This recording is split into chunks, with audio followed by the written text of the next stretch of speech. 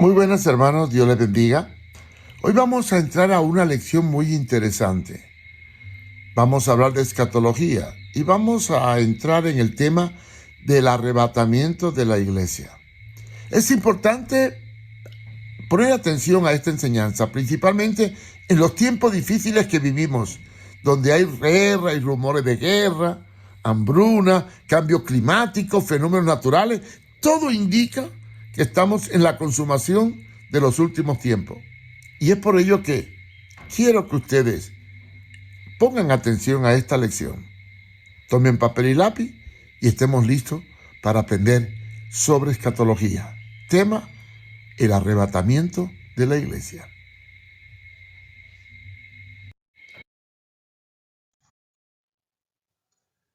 Nuestro tema para hoy es el arrebatamiento de la iglesia. Vamos a entrar al aspecto escatológico de la segunda venida de Cristo. No cabe duda que estamos viviendo tiempo de apostasía. Muchos han optado por negar algunos acontecimientos proféticos relacionados con la venida del Señor. Y tristemente algunos teólogos liberales han puesto en tela de juicio el arrebatamiento de la iglesia, la cual erróneamente algunos cristianos le llaman el rapto. Rapto, pero esta palabra no me gusta, porque a la luz del sentido de la palabra no es correcto decir rapto, porque el Señor no secuestra a nadie, sino que Él viene a tomar lo que es suyo. Él compró la iglesia con su sangre.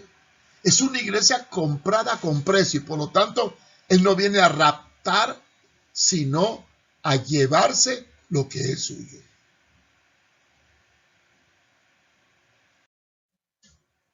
Algunos han tratado de involucrar a la iglesia en los acontecimientos relacionados con la gran tribulación e incluso el milenio, afirmando que la iglesia pasará la gran tribulación. Los movimientos que afirman esto son los adventistas y los testigos de Jehová, y alguna que otra iglesia evangélica que sigue la línea de la prosperidad o el apostolado, que afirman que la iglesia va a reinar y gobernar la tierra. Pero hay suficientes evidencias bíblicas para descartar tal pensamiento, el cual no tiene sentido.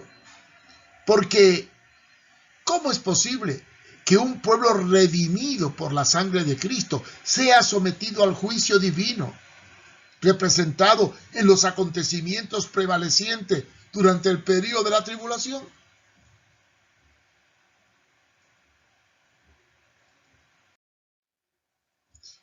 Entre los hechos más destacados del futuro inmediato respecto a las profecías en el periodo que denominamos la Gran Tribulación, y según la mayoría de los escatólogos dura 7 años, se manifiesta de la siguiente forma. Será un tiempo que se define como la guerra final, donde el anticristo se lanzará contra el pueblo de Israel. Esto se inicia con un periodo de 3 años y medio de paz, interrumpido de súbito por un ataque violento a Israel. Primera de Tesalonicenses 5:3, el cual no se somete a los designios del anticristo. Se inicia una persecución a todos los que no acepten la política del anticristo, que consiste en obligar a todos los pueblos a ponerse el sello de la bestia o aceptar las normas de control que serán dadas por el líder mundial, el cual la nueva era le llama el Maitreya, y el cual trata de imponer un nuevo orden mundial. Este periodo es descrito en la Biblia como el día de la ira de Jehová, según Sofonía 1 del 15 al 17. Dice Sofonía del 15 al 18, día de ira, día de angustia y de aprieto, día de alboroto y de asolamiento, día de tiniebla y de oscuridad, día de nublado y de entenebrecimiento, día de trompeta y de algazara sobre la ciudad fortificada, y sobre las altas torres. Y atribularé a los hombres y andarán como ciegos, porque pecaron contra Jehová, y la sangre de ellos será derramada como polvo, y su carne como estiércol. Ni su plata ni su oro podrá librarlos en el día de la ira de Jehová, pues toda la tierra será consumida con el fuego de su celo, porque ciertamente destrucción apresurada hará de todos los habitantes. Y si la ira de Jehová es para castigar a los que se rebelan contra él, ¿cómo puede la iglesia sufrir esto? La doctrina del arrebatamiento toma más ímpetu en las enseñanzas de un gran escritor, John Nelson Darby, y esta se difundió en sus escritos y es sustentada con mucho peso bíblico. Pero, ¿enseñó Jesús sobre el arrebatamiento de la iglesia? En una de las enseñanzas de Jesús, que se encuentra en Mateo capítulo 24, versículos 40 y 41, se relatan que dos hombres estarán en el campo, uno es tomado y otro es dejado. También habla de dos mujeres moliendo en un molino, una es tomada y otra es dejada. Si observamos el contexto, vemos cómo el versículo anterior Jesús está hablando de la segunda venida de él y las condiciones imperantes en los últimos tiempos, incluyendo la comparación que hizo con los tiempos de Noé respecto al fin del mundo. Mateo 24:38. Todas las cosas advierte que cuando todas estas cosas ocurran, referente a las señales de Mateo 21, Lucas 21 del 25 al 26, cuando estas cosas ocurran, debemos de estar firmes porque, dice el versículo 28 de Lucas 21, la redención está cerca. Y redimir es liberar. ¿Qué significa el vocablo redención? Según el diccionario de la Real Academia Española, procede del término redimir, que es rescatar o sacar de la esclavitud al cautivo mediante un precio. Comprar de nuevo algo que se había vendido, poseído o tenido por alguna razón o título. Entonces, si Dios nos redimió del castigo y la maldición de la ley, ¿por qué hemos de sufrir el juicio de la tribulación, el cual es para aquellos que se rebelan contra Dios y su pueblo de Israel?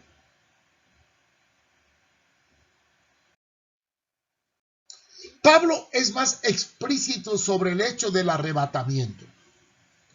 En Primera de Tesalonicenses capítulo 4, versículo del 15 al 17, expone de la siguiente manera: por lo cual os decimos esto en palabra del Señor, que nosotros que vivimos, que habremos quedado hasta la venida del Señor, no precederemos a los que durmieron. Porque el Señor mismo, con voz de mando, con voz de arcángel y con trompeta de Dios, descenderá del cielo. Y los muertos en Cristo resucitarán primero. Y noten esta parte.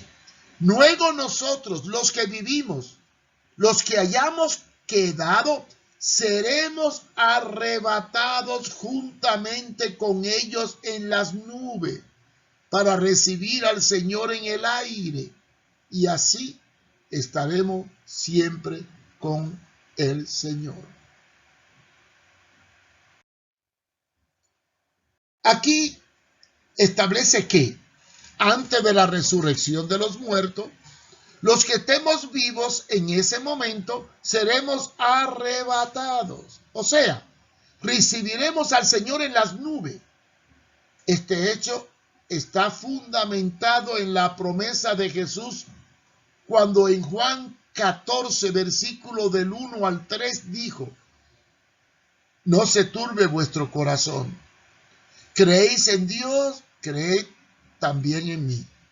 En la casa de mi Padre muchas moradas hay. Así que, si no fuera, yo os lo hubiera dicho. Voy pues a preparar lugar para vosotros, y si me fuere y prepararé lugar, vendré otra vez y os tomaré a mí mismo, para que donde yo estoy, vosotros también estéis. Noten la palabra os tomaré, os tomaré. Aquí hay una promesa. Él viene por nosotros. Y no cabe la menor duda que el Señor Jesús vendrá para recoger a su iglesia. Y mientras tanto, Él se queda en el aire. No es la segunda venida total. Se queda en el aire. Y entonces levantará a aquellos que estén vivos en el momento de su venida. Y los muertos en Cristo resucitarán primero.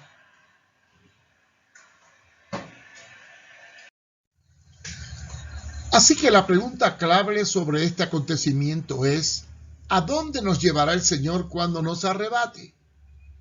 Existen dos versiones. La primera es la ya descrita, que es llevarnos a sus moradas, que están en un lugar indeterminado del infinito universo, y la cual Jesús ha preparado. Entendemos por cielo el cosmos o el espacio infinito, por lo que algunos podemos decir que el Señor tiene un lugar preparado de esas mansiones para celebrar en ellas las bodas del Cordero, según lo describe Apocalipsis capítulo 4 y 5. La otra teoría radica en que expresan algunos mesiánicos que afirman que el Mesías llevará a sus escogidos arrebatados al monte de Sión en Jerusalén para iniciar desde allí su reinado. Esas afirmaciones las fundamentan en los pasajes de Apocalipsis 14:1, en donde Juan describe una visión del futuro donde hay 144,000 redimidos y a los cuales los ubica en el monte de Sión. El otro pasaje es Zacarías 14:3 al 4, donde habla de que el Mesías vendrá y se posará primero sobre los montes de los olivos para entrar con su iglesia por las puertas doradas del nuevo templo. La creencia de los que no aceptan el arrebatamiento determinan que la iglesia o los cristianos pasarán la gran tribulación. La pregunta que nos cabe hacer ahora es: ¿cuándo será el arrebatamiento de la iglesia y qué pasará después en el mundo? Quizás todos nos preguntamos en qué momento será el arrebatamiento de los cristianos. Pues nadie puede precisar con exactitud cuándo ocurrirá, ni tampoco cuándo será el fin del mundo, porque la palabra determina que vendrá como ladrón en la noche. ¿Y quién sabe cuándo viene el ladrón? Si supiera cuándo viene el ladrón, lo esperarías. Este hecho ocurrirá cuando nadie lo espere. Por eso dice la palabra en Mateo 24, del 42 al 43. Velad pues, porque no sabéis a qué hora ha de venir vuestro Señor. Pero sabed esto, que si el padre de familia supiese a qué hora el ladrón habría de venir, velaría y no dejaría minar su casa. Hay que ver muy bien la palabra de Dios en Primera de Tesalonicenses 5:2. Porque vosotros sabéis perfectamente que el día del Señor vendrá como ladrón en la noche. Nunca el ladrón avisa cuándo va a venir. Es una sorpresa. Y los cristianos serán arrebatados sorpresivamente. Pero el Señor se quedará en el aire para recibirlo y nadie lo verá, porque su venida es parcial. Sin embargo, al consumarse los hechos apocalípticos, después de los 7 años de tribulación, Jesús vendrá de forma visible con poder y gloria, y es ahí cuando se ratificará lo que dice Hechos 1:11 y Apocalipsis 1:7, y todo ojo lo verá, estableciéndose su reino milenial con poder. Y es ahí cuando se librará, antes de que esto ocurra, la guerra final, la cual tendrá su lugar en el Valle de Megido, cuando todos los países se lancen contra Israel. Es conocido esta guerra en Apocalipsis 16:16 como la guerra del Armagedón.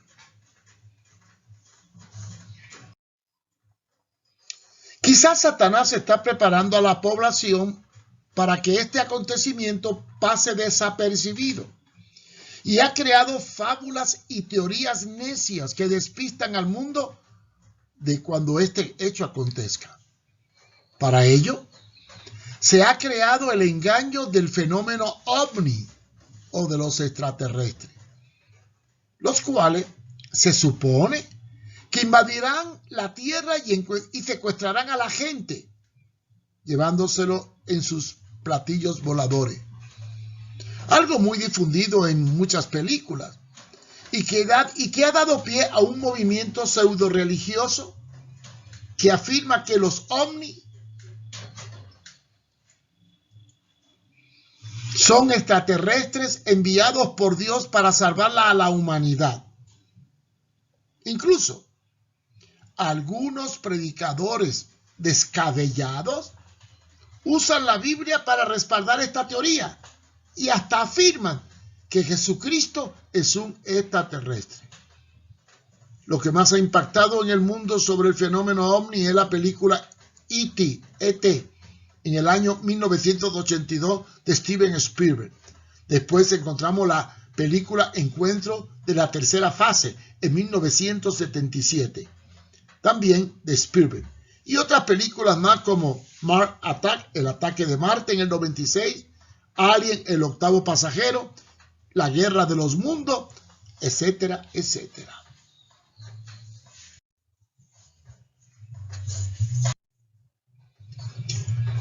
Evidencia del arrebatamiento. ¿Guardará Dios del juicio a los que le aman? A todo lo largo de la Biblia vemos a Dios guardando a los suyos en los momentos en que va a enviar un juicio. Si nosotros analizamos muy bien el Antiguo Testamento, vemos que el Eterno protegió a su pueblo en muchas ocasiones cuando desató su ira contra la impiedad de su época. Vamos a ver algunos ejemplos sobre estos hechos. El primero, la Biblia relata que la tierra se corrompió en los tiempos de Noé. Entonces Dios decidió enviar un juicio por la maldad de la gente, pero le indicó a Noé y a su familia la forma de librarse del mismo, dándole las instrucciones para que construyeran un arca. Génesis capítulo 6. Y de esta forma escaparan del diluvio. ¿Para quién fue el diluvio? Para juzgar a los impíos de su época. ¿Y preservó Dios a los que eran fieles?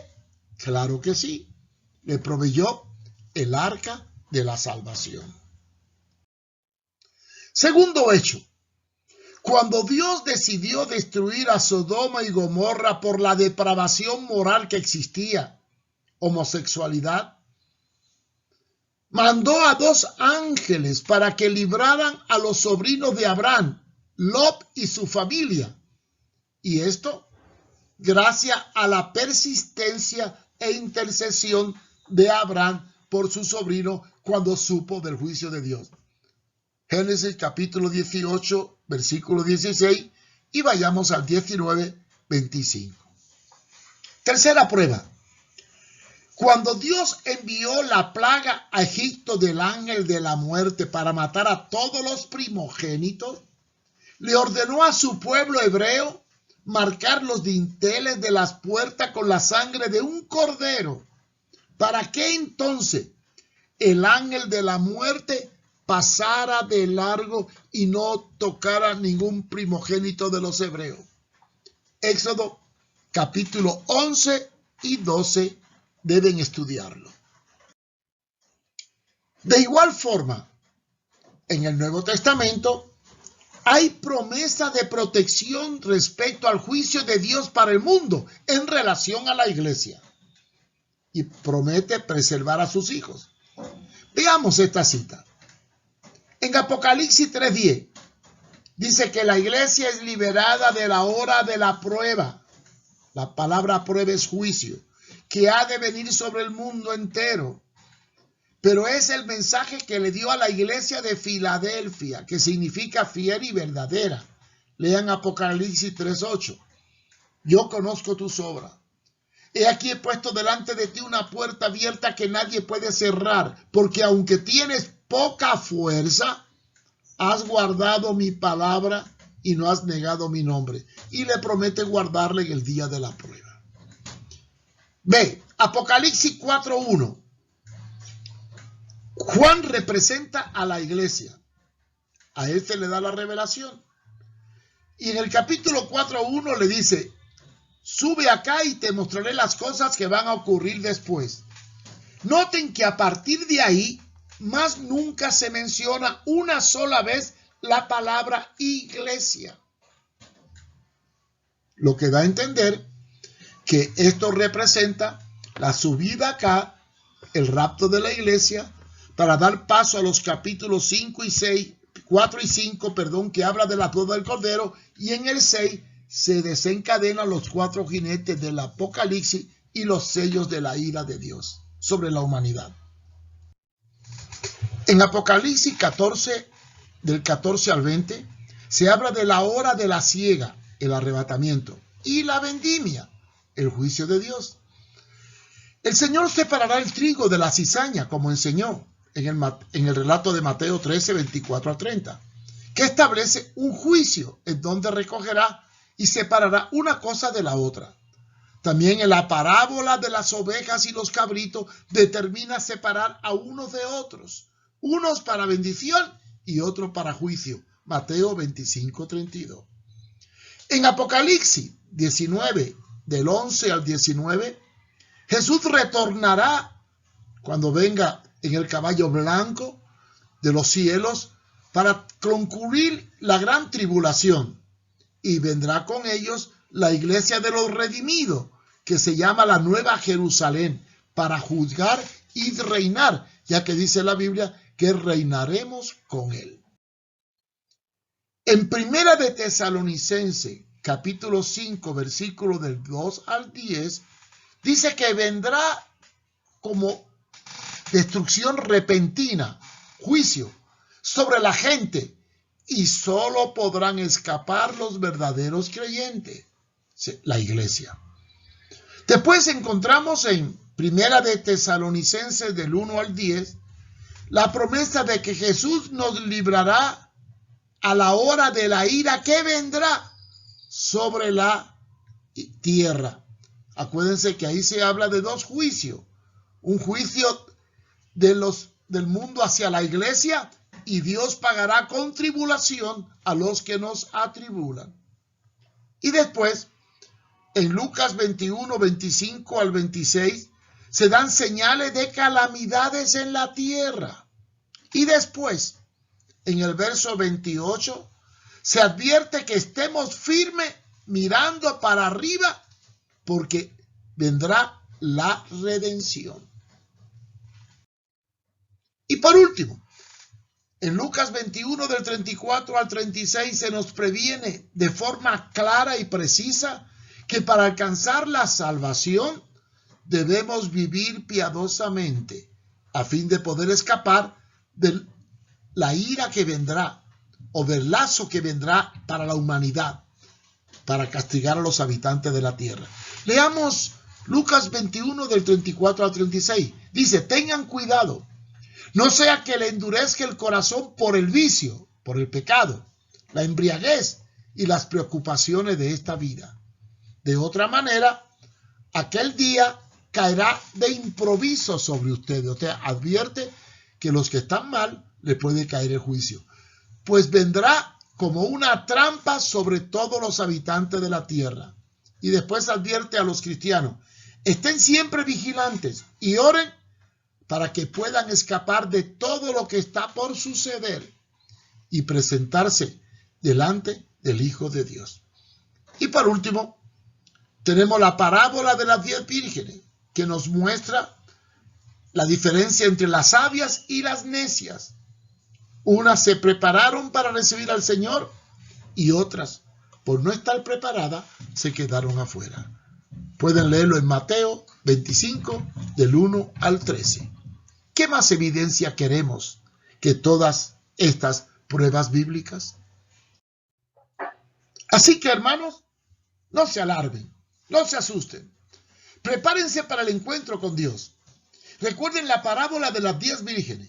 No sean las necias o las fatuas que no se prepararon. Sé sabio y prudente. Prepara tu lámpara con el aceite encendido, porque no sabe ni qué día ni a qué hora ha de venir el esposo.